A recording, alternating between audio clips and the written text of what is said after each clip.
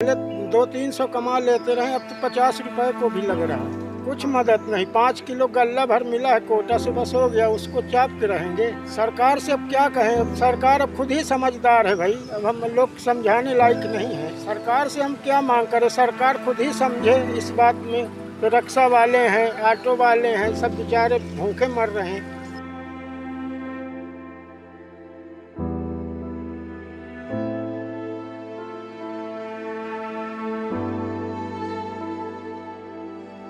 नमस्कार, विंध्या टाइम्स में आपका स्वागत है और आपके साथ मैं श्रेया।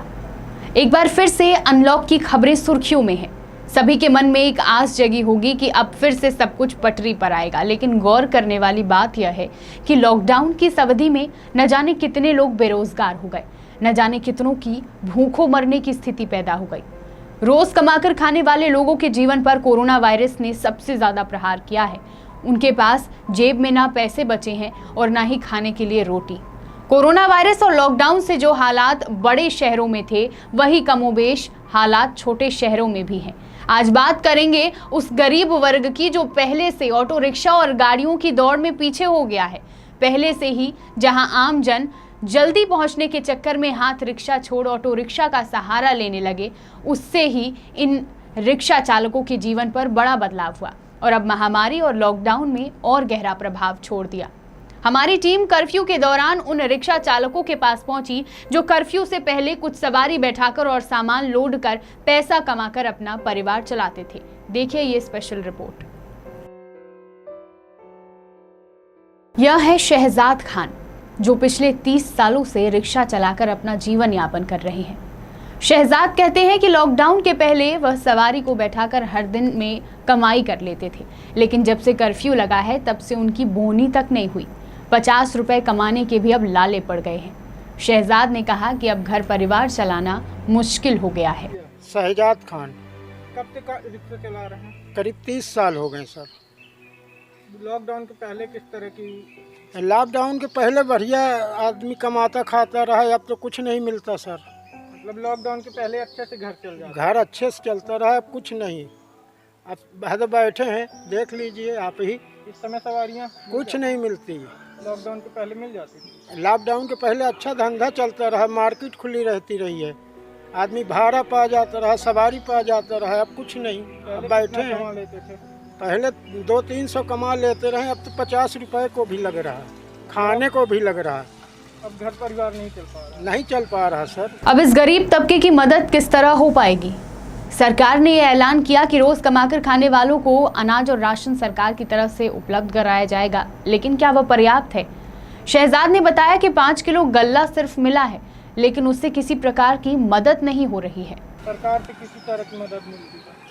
कुछ मदद नहीं, 5 किलो गल्ला भर मिला है कोटा से, बस हो गया, उसको चाप के रहेंगे। जब शहजाद से ये पूछा गया कि सरकार से उन्हें किस तरह की मदद चाहिए, तो उन्होंने कहा कि सरकार खुद समझदार है, हम उन्हें क्या समझाएंगे। सरकार से मांग करने का क्या फायदा, सरकार को खुद समझकर गरीब तबके के लिए व्यवस्था करनी चाहिए। लॉकडाउन में रिक्शा चालकों, ऑटो चालकों और ऐसे तमाम लोगों को कितनी परेशानी हो रही है, यह खुद सरकार को सोचना चाहिए। लॉकडाउन के पहले बढ़िया था? लॉकडाउन के पहले अच्छा रहा, धंधा चलता रहा, आदमी 200-300 कमा लेता रहा, घर परिवार बच्चे खा लेते रहे। सरकार से क्या मदद चाहेंगे, कुछ कहना चाहेंगे सरकार से? सरकार से अब क्या कहें, अब सरकार अब खुद ही समझदार है भाई, अब हम लोग समझाने लायक नहीं है। नहीं, किसी तरह की आप अपने से मांग करना चाहेंगे सरकार? अब सरकार से हम क्या मांग करें, सरकार खुद ही समझे इस बात में।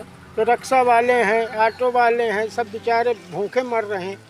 तो ऑटो के आगे भी रिक्शा काफी मार गया? हाँ, मार गया। तो समस्या तो होती होगी? समस्या हो रही सर, बहुत। 50 रुपए नहीं कमा रहे हैं, अभी तक बोहनी नहीं किए हैं।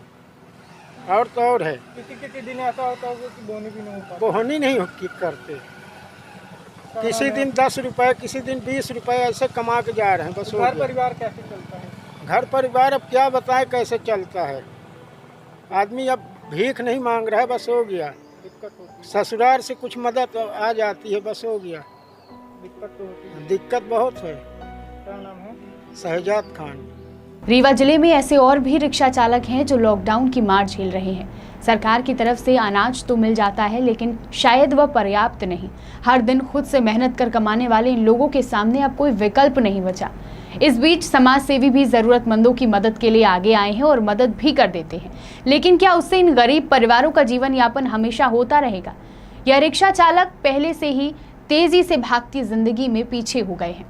अब कुछ ही लोग हाथ रिक्शा में बैठकर जाने के लिए राजी होते हैं और इन्हें अब यही उम्मीद है कि लॉकडाउन खुलने के बाद शायद फिर से इनकी ज़िंदगी पटरी पर आएगी और जिस तरह से कुछ पैसे मेहनत कर वह कमा रहे थे, सवारी बैठाकर कमाते थे, फिर से कमाएंगे। पहले 200-300 कमा लेते रहे, अब तो 50 रुपए को भी लग रहा है। कुछ मदद नहीं, 5 किलो गल्ला भर मिला है कोटा से, बस हो गया, उसको चाप के रहेंगे। सरकार से अब क्या कहें, अब सरकार अब खुद ही समझदार है भाई, अब हम लोग समझाने लायक नहीं है। सरकार से हम क्या मांग करें, सरकार खुद ही समझे इस बात में। तो रिक्शा वाले हैं, ऑटो वाले हैं, सब बेचारे भूखे मर रहे हैं।